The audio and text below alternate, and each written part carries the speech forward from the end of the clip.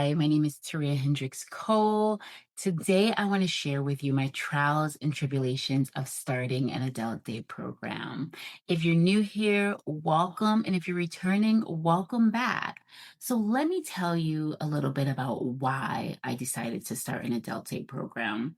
So, I noticed there was a need in the community. There's a lot of services that offer adult daycare like services where they're doing a lot of socialization, they're playing bingo, they're knitting, they're coloring, but there's not a lot of training based services. So, adult day programs are essentially for young adults that are aging out of high school and looking to continue to reach their goals, whether it be get their own apartment, get a job in the community, but learn life skills, life lessons, and learn how to be productive in the community, learn how to be self sufficient. So it all started with just a vision. It was definitely full of struggles, full of small wins and lessons that I learned.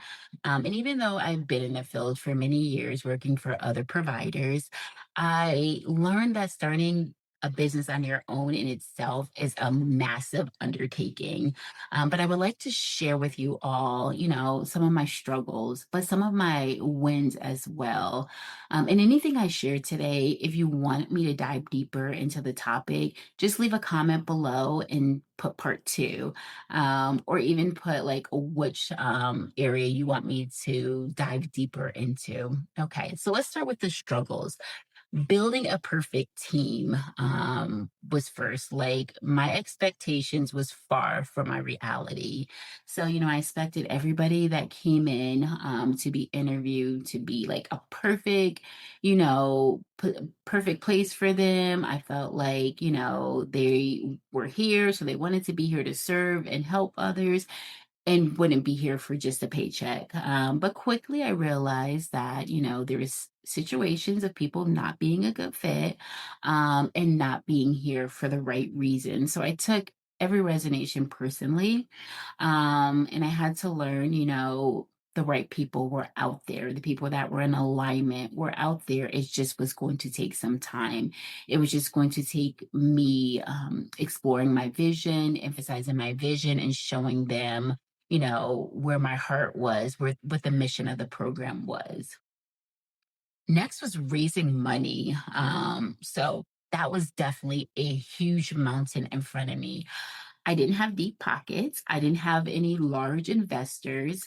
I actually had to piece together a lot of things to make it possible. A lot of it was talking to family and friends, looking into my savings, cutting back on personal things, applying for grants, looking into loans. So it just wasn't one big funding that dropped down at my doorstep. It was just piecing together a lot of different options that I have, a lot of different opportunities that I explored to come up with the mass money that I needed to start the working capital. Next struggle was finding a location, finding a building.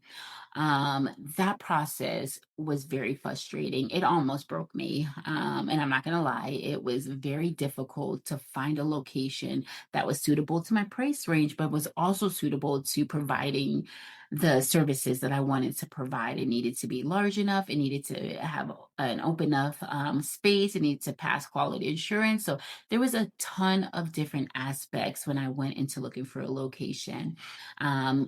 It took some months, almost a year to settle in on a location that was ideal for us to move forward on. But the process was very tiresome, it was very time consuming, it was very frustrating, reaching out to realtors, not getting response back, it being too high, trying to negotiate prices. Yeah, the process was definitely very frustrating and almost led me to quit, but I didn't. Let's talk about some success that I had. There was definitely some great success that I've come to once I decided not to give up. One being finding the right team. So it started out rocky, finding the right person, right people to support my vision, people that were in alignment and were on the same mission, who were willing to put their blood, sweat, and tears into making it possible. People that believed in our clients. That's essentially what I wanted.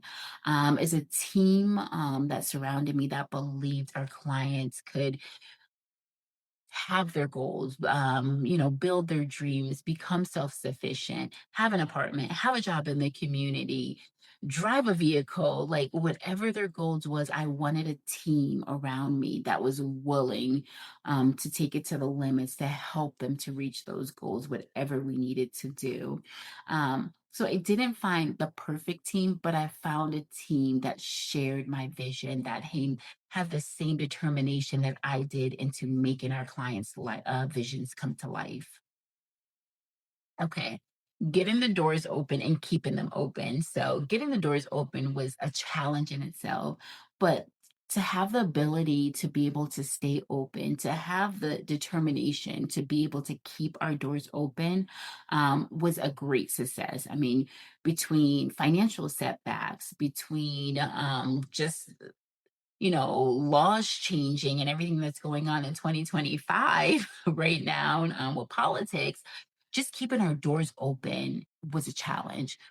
But to overcome all those hurdles and still be open today, I have to say I'm very, very proud. And I definitely count that as a major win and a major success for us.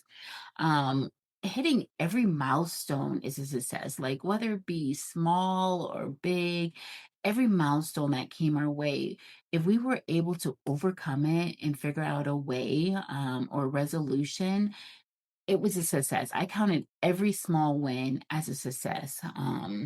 Because I mean, as long as we weren't quitting, as long as we weren't giving up, that to me was a major success. Impacting the community. When you can provide the services to your community and provide a great service to your community, that was a huge success.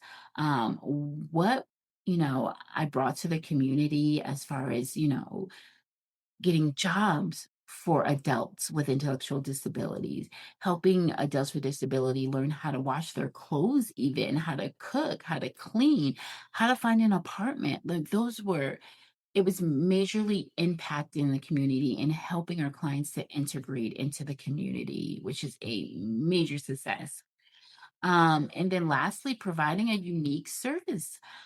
So I didn't want to be like, other providers where, they're coloring all day, watching movies all day, sitting in one room all day and not actually learning. So it's one thing to say, we're going to teach them these things, but it's another thing actually setting up a program, a system surrounding around tracking their progress, tracking, their learning ability, their vocational ability, their life skill ability, and helping them reach each goal to be, as skilled as possible. Building skills is definitely a massive service that we provide and that we live upon.